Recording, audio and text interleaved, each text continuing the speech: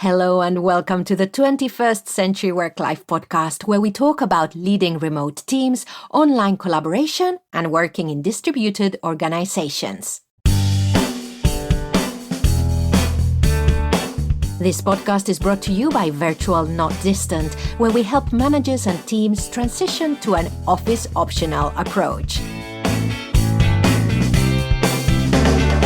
Find out everything we do over at virtualnotdistant.com and check out our show notes and pictures of our lovely guests over on the podcast page.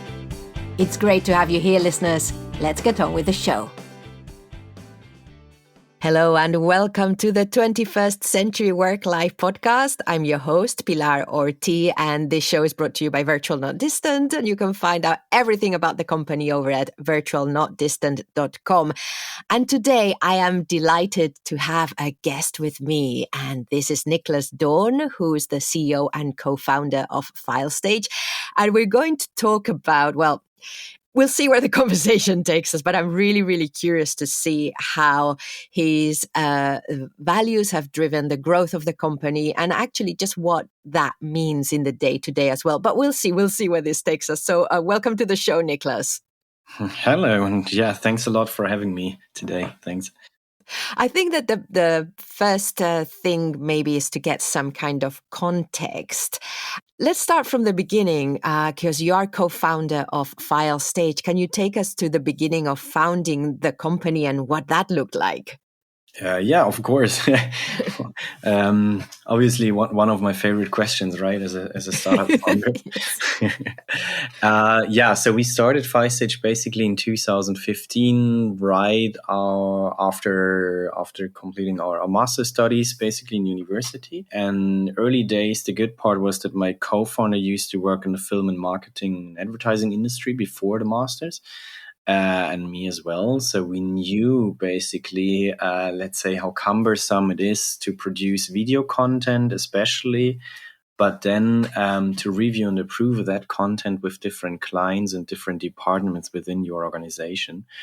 That was basically the starting point. But at the beginning, we said, okay, is this a problem that just we have, or is it a problem that more people have? So at the beginning, we went out and conducted a lot of interviews with different people in marketing and advertising and film industry to just learn how they work, to just learn how they review their creative content with customers, and then just understand this process. The interesting part is after 10 interviews or so, it was pretty clear that they all have the same problem. So content creation is a lot of fun to them mostly, but then going through a review process with their clients or different departments was painful. Most of them were still using email and spreadsheets and had like endless email ping pongs back and forth to comment on the video files, to comment on the brochures, to comment on new websites. And we said, okay, it seems like there is a true pain. And from there, we went then to develop like the first version of Filestage, initially just mock-ups, a click dummy, so to say. And then people came back and say, oh, it's really nice. When is it ready? When can I use it? And we knew, okay, we are on something there. And from there, we constantly developed Filestage from a beta to a real product. Now in 2022, a full review and approval marketing suite. Nice. And so tell us a little bit about the company. You and your co-founder, where were you based? And then how, in a summary, how did you recruit people and what does that look like now? So we are originally based in Stuttgart, Germany. It's also the hometown of Mercedes, Porsche, and all those big companies in Germany, quite famous for this. But since 2018, we are completely remote with Filestage. So at the beginning, we were just like the three founders, of course, but today we are around about 50 people, but really like worldwide remote. And this is also how we organize ourselves. Yeah. And was this deliberate to recruit globally? Or just happened? So it's a really good point. So why going remote before COVID? I think back then it was still pretty special. But what we had as a first problem is if you are a software company, normally you need good developers, and that was the first thing we tried. The first thing we tried to fix and find. I remember this still. So I went out via LinkedIn and another network, reached out to 200 people with the profile we have in our hometown, Stuttgart. I got replies from around 50 people. That was quite good. Yeah. But they all said, oh, no, I have a job. I'm not looking for something else. And I think at the end, we only had like 2 interviews. And one interview was, let's say, not really good, not the guy we looked for. And the other one took a different offer from a big company. So we said, with this, we can never scale the company. So we then said, what can we do? And then we just tried to have a remote job and then post it online on a remote job platform. And within, I think, a couple of days, we had 200 applications and quality was really, really good. At the end, I think we could pick from 20 top candidates, really. And that was really our aha moment where we said, okay, if this is so easy online and remote, maybe we should continue this and stop trying to search locally. And just as out of interest, did you say there were 3 of you as co-founders? Yes, 3, including me. Yeah. When you were working together, were you working together from the same office, or were you working from home? How was that? Yeah. Initially, we were all in the same room, more like garage startup style. Yes. Windows. I think we haven't had any windows or something. Really like a room. And then, we have grown a bit, and then we moved into a real small office, and then in a larger office. I think that was still 2017 and 18. So we had already the experience to work together in the same office. It was also good, but again, like then we recognized more international people. Filestage is an international company. Less people want to come to Stuttgart, so we then just took the decision to say, okay, we are a fully remote company. And with that, I also moved away from Stuttgart. So now I live in Strasbourg, France, which is around 1.5 hours away from Stuttgart. So it's really like, nobody really at the same place at Filestage. Yeah, there you go. And how was the beginning of recruiting globally? Because it's not something you'd set out to do. It's something that you discovered was probably the best thing to do. Do you remember what kind of questions that brought up, or what kind of thoughts, or what kind of, I don't know, what was going on in your mind as you were thinking, actually, we are now going to be working with people beyond our city or even country? Yeah. I think the first thing you think about is to have a proper interview process that allows you to really get a feeling for the people the same way you would get a feeling for people if they come to the office for an interview, right? And the good thing is we just, let's say, established a process where we have normally 3 interviews. There's the first, let's say, get to know each other interview, just first impression thing, a bit like checking out the candidate, but also allow the candidate to ask questions about the job. And from this, normally we go into a more technical interview with the people from the department, really going deep down and doing like a deep dive about the so-called technical skills. And if this is a yes from both sides, we have last but not least what we call a cultural interview, where we really talk about ethics, culture, some stuff like how do you want to work? What do you need from us as a company to be really efficient and effective in what you're doing and happy at work? How do you solve certain problems? And this is typically done by other people than the department or in the interviews before. So we have an independent view on this. And this helped us really like to think, find really good candidates that are happy at Filestage. Have you, I don't know, you might not want to answer this, but have you ever found that somebody who at the interview stage looked like a good fit, but then when they've come to work with you, found actually, there's a disconnect between what we were getting from them and then what the reality is like? We had it a couple of times, but not too often. What we learned early on is to emphasize on company culture and values, also in the first interviews. So our internal hiring process, I think, has really improved over time. So typically, when we decide to go for a new job and position, we start internally with defining our hiring criteria, which always includes also our company values and culture. So what kind of candidate are we looking for? And based on that, we write the first job post. And I think from the job post itself, we pull already, let's say, quite a good amount of people that fit. And then the other big part is in those interviews, we really try to understand if people match with our company values. So to give an example, one of our values is that we always take ownership for things. So I tell people in the interviews, if you're looking for a job where people tell you what to do, then this is not Filestage. Mm-hmm. We are looking for people basically that kick our asses, sorry for the word, and not the other way around. So we're really looking for people that they want to push stuff forward, and that's really important. And then that's one value, and there are a lot more in this direction. Nice.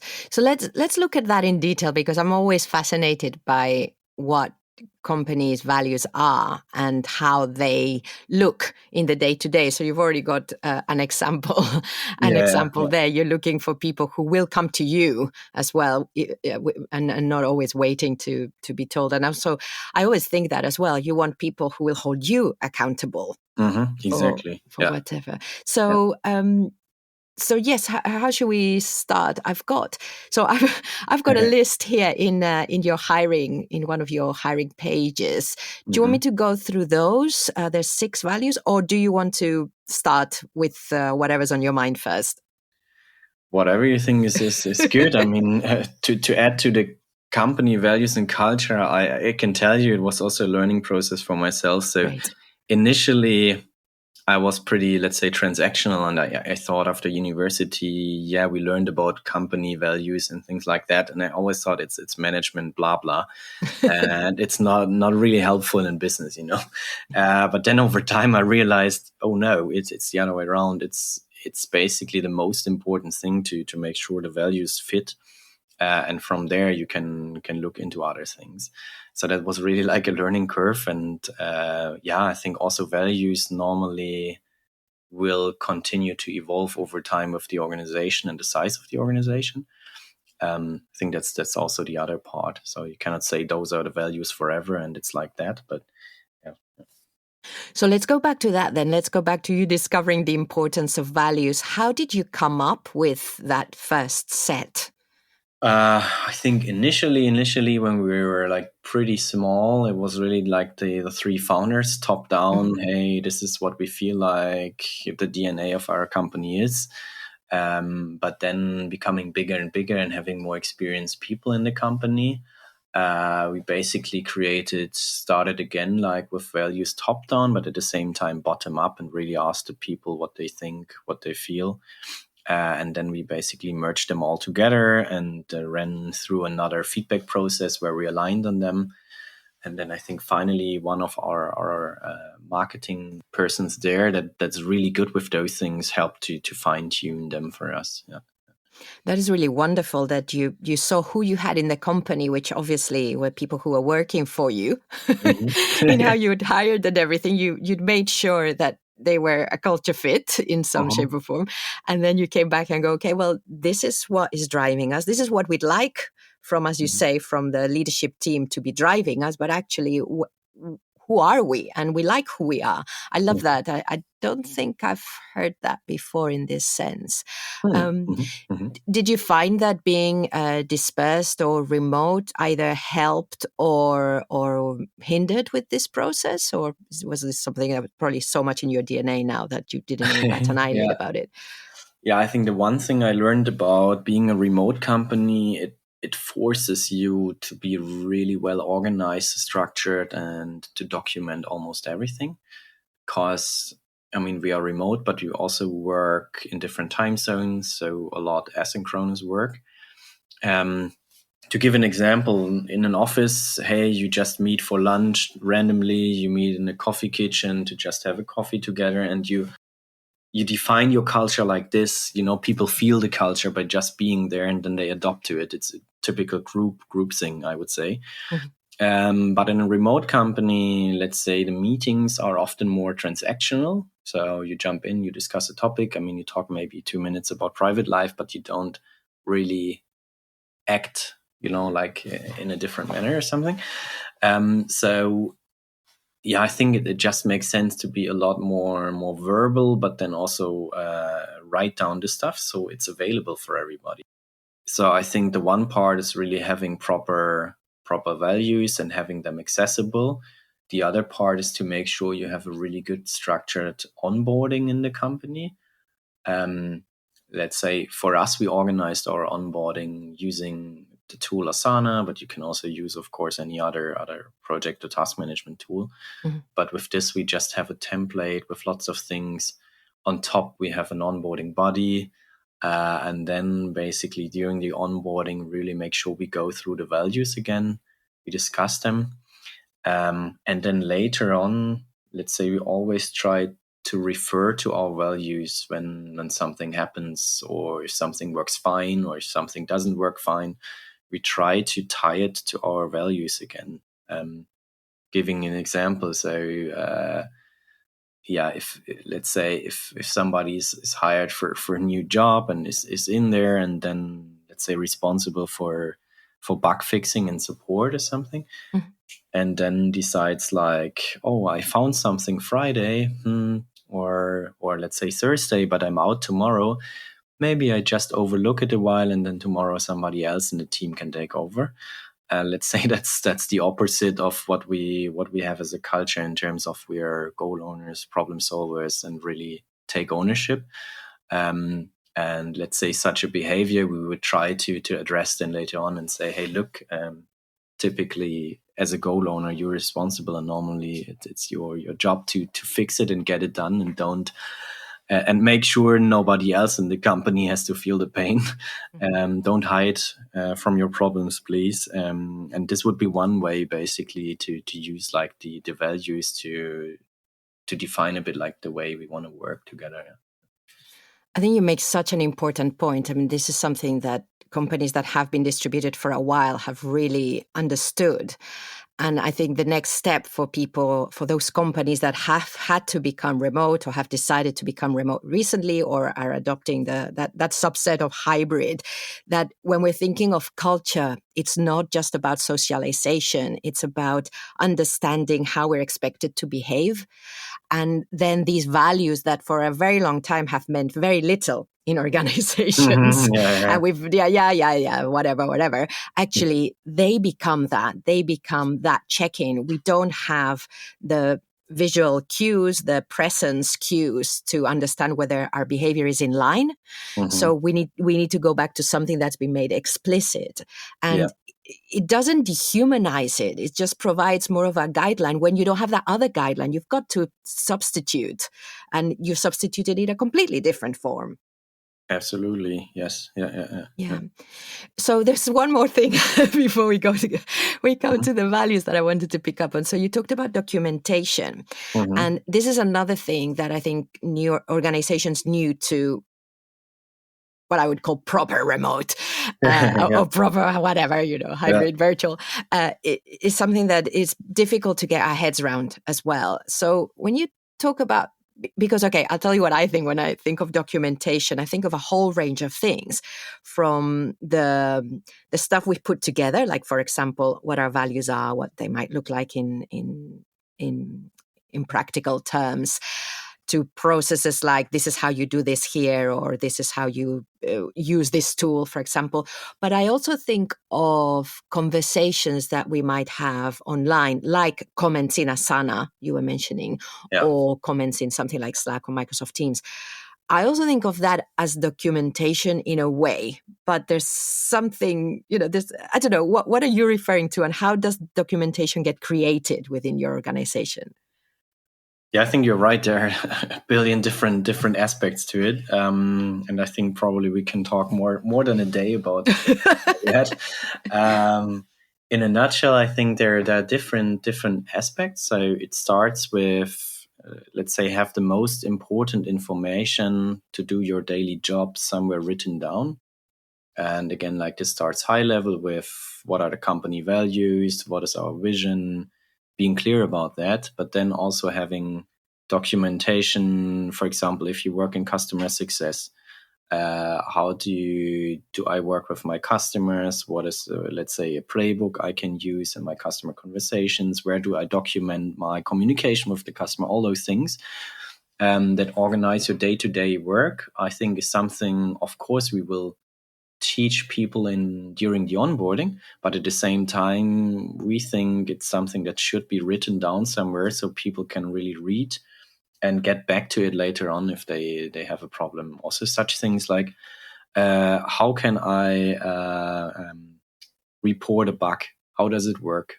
So if I every time need to ask a developer how it works, it's pretty ineffective and maybe they're not available. So it needs to be documented somewhere. So almost like an internal wiki or help center for us. This is, I would say, like the base. And then there are other things like, for example, how we work together. So again, like we pretty much use Asana to organize our projects and our tasks, and there to define, for example, everything that needs to be pushed and done in the organization will become a project there first. And the one that initiates the project will also write down a project description. Doesn't have to be like 2 pages long, but more like, okay, what's the objective here? Mm-hmm. What is the status? What do we know? How to move forward? And then it's written down, and then somebody else that should maybe take over or collaborate can just easily read through it and has already an idea about what's going on. So I think that's the second part I see as documentation. And then the third part, I think, is also what you addressed. How do you communicate with others? So, for example, we try to not send emails around internally.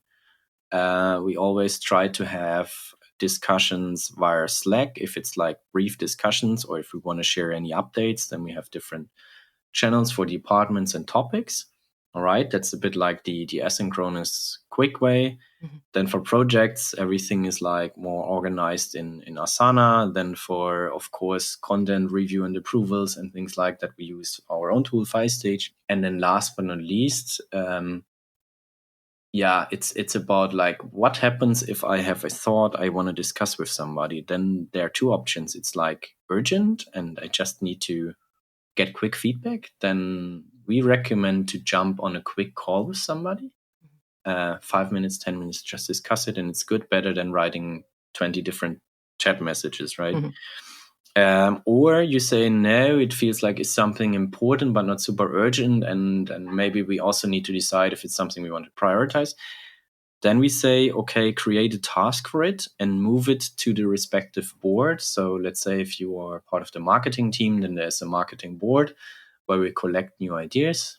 You add it there, and then once a week we look through all the new stuff, discuss it, prioritize it or deprioritize it, and then it's good.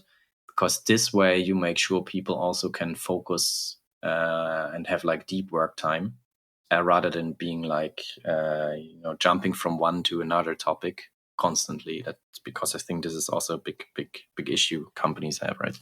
Mm-hmm.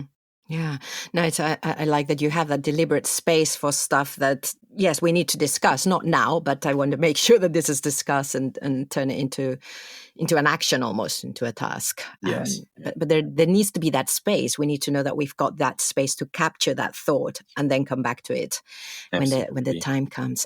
I wanted. Yes. Sorry, one addition I think that might be interesting. So we recently, a while ago, discovered Loom as a really good way to communicate asynchronous in a remote team. So I guess most of you out there know Loom. It's just a tool that allows you to do screen recording and also record yourself in a video, just in your browser.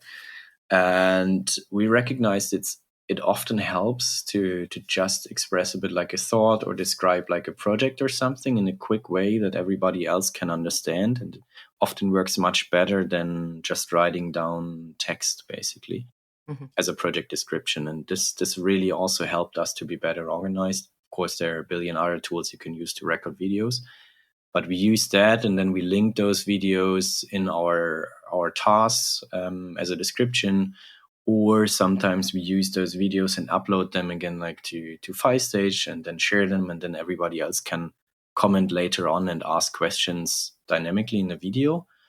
And those things really help us to stay on top of stuff.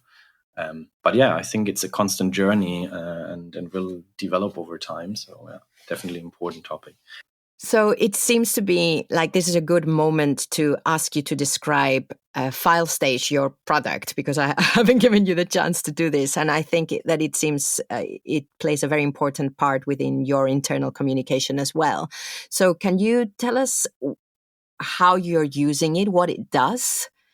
Yeah, for sure. I'm happy to do so. And try to pick up some examples that most people, I think, can resonate to. So Filestage, in a nutshell, is a platform to share, review, and approve any kind of digital content. Means like you produce videos, you produce podcasts, you produce flyers, brochures, catalogs, or even entire websites or interactive things. And once you have produced your content, typically you want to have feedback from other people in your organization or from vendors. And then normally what organizations still do, they try to send it out via email, and you start those typical email ping pongs, and you don't know basically what the feedback means because it's not visual. You don't know in what kind of version people are right now. If you have multiple stakeholders on board and want to comment on one PDF at the end, you might end up with 5 different versions with change requests, and they contradict each other. So that's one of the biggest issues we have seen. And with Filestage, we basically allow them to create their own review and approval workflow. For example, to say it first starts with a marketing review, and the marketing team comments on the video and adds like change requests. Later on, it's like the legal department. They are looped in once marketing is fine, and they just check like legal aspects and if we violate any rights here. And once legal is fine, maybe it's like the CEO who needs to finally approve stuff. And to organize this smoothly is something you can do with Filestage. And today it's really used by a wide majority of organizations, starting with small agencies and film production firms still. But on the other side, it's really like large marketing teams. So for example, Emirates or AB InBev, like the brewery, or Sharp, Group M, B. Braun from the healthcare sector, or in Europe, I think quite common retail, big retailers like DM, a big supermarket. So all kind of organizations use it now to really handle their marketing and content review and approvals. And how do you use it internally? You mentioned that it was part of your documentation. You've also mentioned, if I understood correctly, that you might use it integrated with Loom. How do you use it inside the organization? Of course, the biggest thing we use it for is all kind of our internal marketing reviews and approvals. So if we produce any marketing material, again, like for the website, it normally goes through a review and approval process. That's the one big case. The other big case is, let's say we see something in the organization, we see something in our own product where we think it makes sense to start a discussion. So on the one side, it can either be that we start then to do a screen recording, but it can also be we just copy basically the URL where we found something into Filestage. And then from there, we invite others basically to give feedback as well. But it also helps basically to comment on certain parts and say, hey, look, in our product, I recognize that this part here is not really easy to do for the customer. And then you just add a comment there and say, hey, maybe we can change it into something like this, and you make a description. And then we share it internally, for example, with our product manager, and then the product manager can have a look, can reply back, and so on. So it's really good to express thoughts based on visual things, right? Because often just writing text doesn't help. It's often about like really pointing at stuff and saying here, or even using like a pencil basically and really draw into something and say, hey, maybe here. And yeah, we have a feeling being visual about stuff and really structured about things like that really helps to move faster. That's nice. Have you got, instead of describing what it looks like, have you got a website where people can go and check out the product while we're talking? Because sometimes people like doing that. Yeah. The website is filestage.io. Okay. And you can also just Google Filestage and it will pop up. And there you get a feeling for the product, what we do. And typically what we recommend is to really jump into a demo with our consulting team there. And normally before they go into Filestage, they really talk about your own processes. So we are really interested in, hey, how do you currently work? How is your team organized? How do you do review and approvals? What other tools do you use? And once we know this, we can really give you proper recommendation how to potentially use Filestage, how to set up the workflow that it really is beneficial for you. So yeah, that's I think the best way to check it out. And also you've given listeners also a set of questions that we need to be asking ourselves before we start to even consider adding a new piece of tech to our tool stack, because we need to understand, okay, what are we doing? How are we working now? And where is this going to fit in?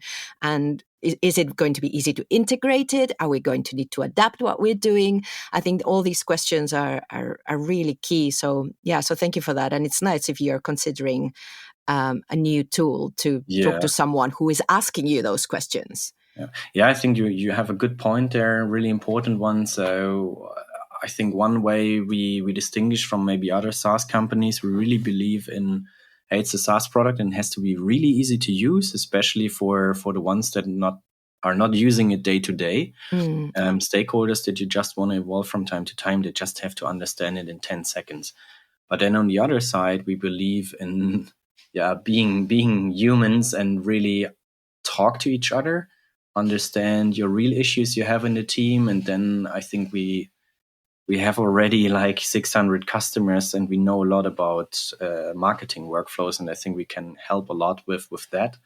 And also recommend other tools on top that might work fine for you. So yeah, really try to add value in our demos and then not just focus on our own tool. Yeah, nice. Good. Okay, well, let's get to the values. Yes, finally, cliffhanger. And let's get to the values. And I'm sure that a lot of them, when we bring them up, we've heard how you're talking about how you work, so they will make complete sense. It's actually quite nice to come to them now. So I'll just go down the list, and I'll ask you to just explain a little bit more. If you remember where this came from, it will be great. Just a little bit of history of why this value and not others, and then one example, for example, of how it might look like. So let's just go down the list. So we've got 6, and the first one I've got is knowledge seeker. What do you refer to with that? Yes. So in a nutshell, we think one thing is really that we should be curious, and being curious normally helps to develop. So not just accepting facts basically, or accepting stuff the way it is, but being curious about it and constantly asking why. And asking why normally helps like to find the root cause of problems, but it also helps like to find new opportunities and helps us to push our company to a next level. And this is why we think curiosity and being a knowledge seeker is so important at Filestage. And you've got here that asking tough questions and challenging the status quo, which is something you were referring to earlier on. I suppose that your recruitment process is really important in finding people who will challenge that, especially when we're working globally. Absolutely. So again, like there are jobs out there where it's, let's say, fine to just follow what's demanded or asked. But especially in a startup where it's constantly about challenging the status quo and trying to reach the next level, and where, let's say, every 6 to 12 months the organization looks differently, I think it's super important that people are just curious and really like to take ownership for stuff, and really, again, like, ask tough questions in order to become better.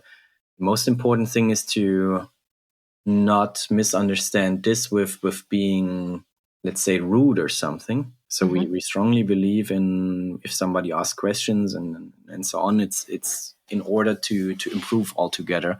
It's not because somebody wants to be rude or attack. And I think this is a really important one. Yeah. Good. And following on from that, we've got reflective thinker. What does that look like? I think reflection normally is a big sign of, let's say, a developed and skilled personality. And I think normally reflection helps to become better again. And I think this is mostly about giving feedback to others, but also asking for feedback, but then also asking yourself. So let's say you are in sales, and let's say you have a sales demo. And after your demo, it normally makes sense, I think, to sit down for 5 or 10 minutes and really think about it. What went good? What went wrong? What can I improve next time? Was my client happy in the demo? And really reflect on what you were doing. On a higher level, on a company level, we do that every quarter by reflecting our company strategy and say, does it still make sense? Does it lead to where we want to go? So yeah, I think it's just super important to constantly ask yourself, are you doing the right things, and how can you move forward? And this says to me as well that it sets also the pace in maybe of the company, with this emphasis on reflection, really giving that space for that. Would you say that the pace in the company is fast paced? Is it slow compared to other things? What's the feel of the day to day, do you think? Yeah, I would say we are pretty much a fast-paced company. I mean, we are also in a, I would say, software in general is one of the most competitive landscapes you can be in. Love very good people. Techie people are typically fast-paced, and that's also the way we see it. So we want to make progress. We want to get things done. And everybody is just hungry, let's say, to reach like the next level and stage. So yeah, definitely fast paced. Yeah. And how about a Clear Communicator? I mean, this is super key. What does this mean in your context, in your values? Yeah, I think this is again like a really important one in the remote team. So I feel like in an office environment, let's say, also people that are not so good in communicating, for example, in writing, can have a really good time. But in a remote environment, it's just like important that people know how to communicate information, so that others in the team can easily follow. And for us, it's a bit like a two-sided thing. On the one side, if I want others to buy in and maybe help me with something, we think, let's say, on the one side it's polite, but on the other side it just saves time, is to take your time and really come up with a proper description. Maybe use Loom and create a video to add more context, but really make sure you give enough context for somebody else to just understand what's going on, without the other person, or without somebody else basically has a need to start digging, because that's I think the worst thing. So you sign something and say, do this for me, and no context, and then the other person needs to invest half an hour to understand what's going on first, and I think this is killing productivity. So we really say, share context and make it clear. And then on the other side, we also say, if things are not clear and the context is not clear for you, then proactively ask and seek more information. So I think both together is for us like key to work successfully together in a remote environment. There's a real time investment, I think, in distributed work, in any kind of remote work. That's a different investment of time to a team that might be more used to, for example, meetings and having most of the conversation during that. Because when we have meetings, we know we're investing that time in a meeting. But when we're more in the async space, in the distributed space, especially in the global space, it's more an investment we have to make on our own, really, in that communication. So sometimes it feels difficult, and we're more likely to skip that. Yeah, I mean, it's an easy one to say, I don't have time for it, or it's exhausting, so I skip it. But yeah, I mean, we really learned you have to be disciplined about it, otherwise it doesn't work. And yeah, I think working remotely means like you need to communicate maybe 2 or 3 times more than in a normal environment, again, because you don't have those natural exchanges of information during lunch break or something. So it's just important to be precise and really care about it. Even sometimes it's exhausting, but again, like information is not just flowing naturally in a remote organization. So you have to make sure you do it. Yeah, great. And then you've already started to talk about goal owner. Yeah, I think I already gave a first impression what it means, but it's really like if you are responsible for an objective, it's your decision how to reach it. It's your decision how to get there. It's your decision to ask other team members to help. It's really like up to you to push it forward. At the same time, the company gives people a lot of trust up front to do their stuff and to move things. But at the same time, everybody then in the company also expects goal owners to really do everything to reach their goal and really, let's say, fight for their objectives. And not just say, it was too many other things on my plate, I haven't prioritized it or something. I think there's always a choice, and you can always communicate and say, okay, it's unrealistic that I reach it because, and here's what I'm going to do about it. As long as you come up with a plan B or alternative solutions to get there, everybody's happy. But on the other side, let's say people that are owners but just don't do anything about it and don't communicate about it properly, is something that doesn't work at Filestage, definitely. Yeah. And that is, again, another big conversation and something that people working in traditional environments will struggle with, because we all want to be trusted. We all want to be given the opportunity to work in the way we work best, etc. But there's a huge responsibility that comes with that, with being trusted in that way. Absolutely, yes, yeah. So Yeah. I think for some people it works really, really well because they just appreciate, I have the freedom, I like to do things in my own way, like to push things forward. Can be really rewarding, and we also see that many people that have started at Filestage have kind of an entrepreneurial or freelancer background, at least for some time. So they tried something out and maybe recognized it didn't work out, but they like this independency, I think, and then again, like ownership. Whereas others, again, like maybe are more like, okay, I want to have a clear plan, and somebody else is like responsible and then just contribute. But again, that's, at our size, this doesn't really work. Right? Yeah. And on the back of that, of course, problem solver. So is there anything that we can add about that on top of everything we're discussing? Yes. So problem solver, I think, explains itself already. So it's really about if there is a problem that is hindering you from reaching your objective, or is, let's say, disturbing a customer, then I think normally it's something you should really take as your own problem and get behind the problem. So what we want is then that, or what we do typically is basically people start digging on their own. People come up with different solutions, with creative solutions to really solve things. And I think it should be fun to somebody to solve problems in an effective way, and also get your hands dirty, and instead of just like delegating stuff and never solving things on your own. I think that's a really important one. And you've got to be set up for that with everything we've been talking about. The documentation for me is key, that we are both being able to access stuff that is going to help us to solve our problems as well as our own creativity, but at the same time that when as we are solving problems, that we've got an eye out to, okay, who could this be of help to as well. I think that culture of documentation and clear communication and reflection all contributes to the problem solver. Mm-hmm. Yeah, nice.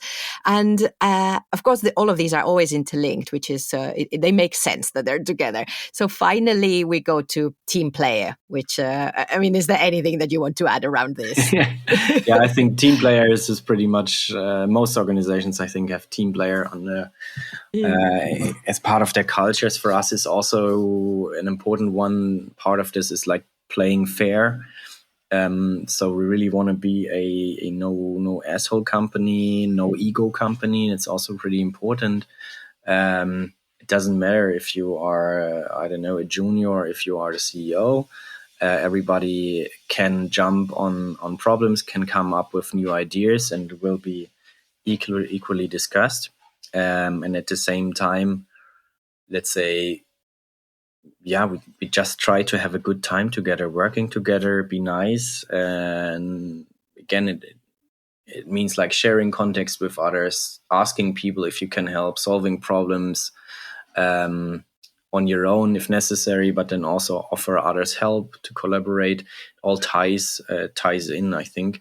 And at the end, it also includes like being honest about problems, supporting each other, but then also celebrating together. So for us, for example, if we win a big customer, and maybe there was a lot of work to get this customer in, it's normally not just like the sales person that has done everything. It's normally also the people in the product that helped answering questions. Maybe there's somebody responsible for integrations and workflows that contributed.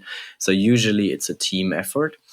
And that's also what we try to make sure, that we celebrate success together, but then also really announce it as a team thing. So for example, if somebody performed well or team performed well, we announce it in our all hands and really celebrate it together. And I think that's a big part of who we are and what we do.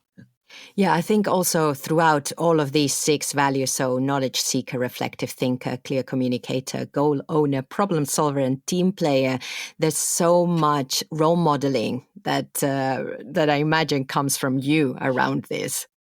Yeah, I think this, let's say we try to live our values as best as we can, and just role model. And I still believe this is the most effective way to lead.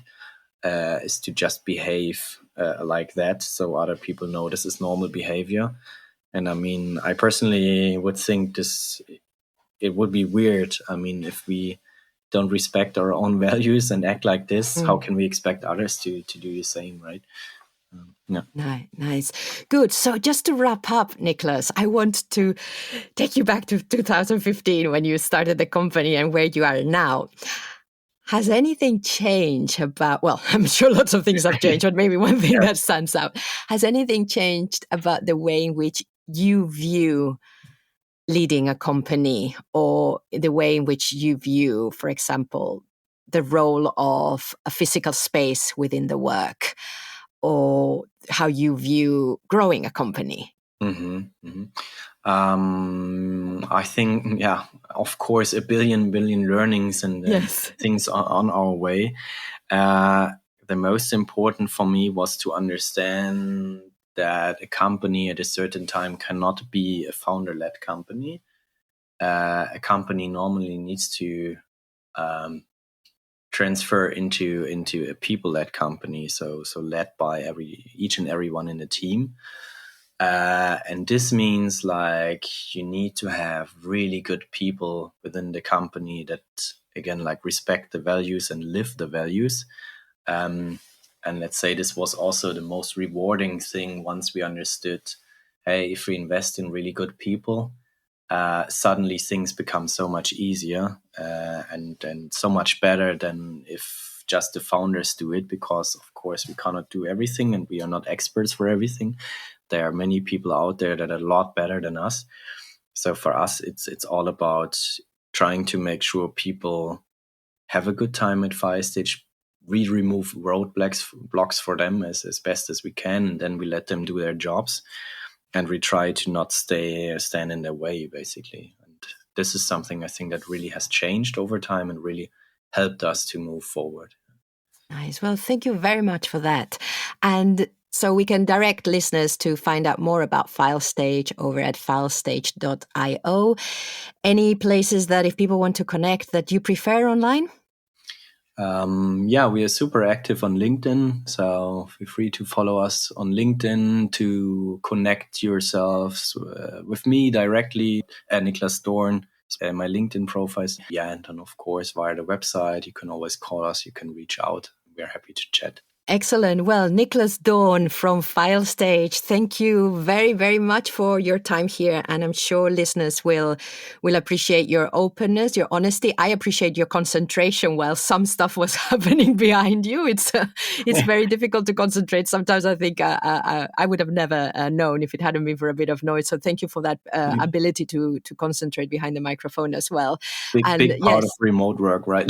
Yes. If we want to be location independent, we've got to learn to live with everything that comes with it. So thank you very much, Niklas. Yeah, thanks a lot for having me, and super interesting questions, by the way. I really, really enjoyed it. Thank you.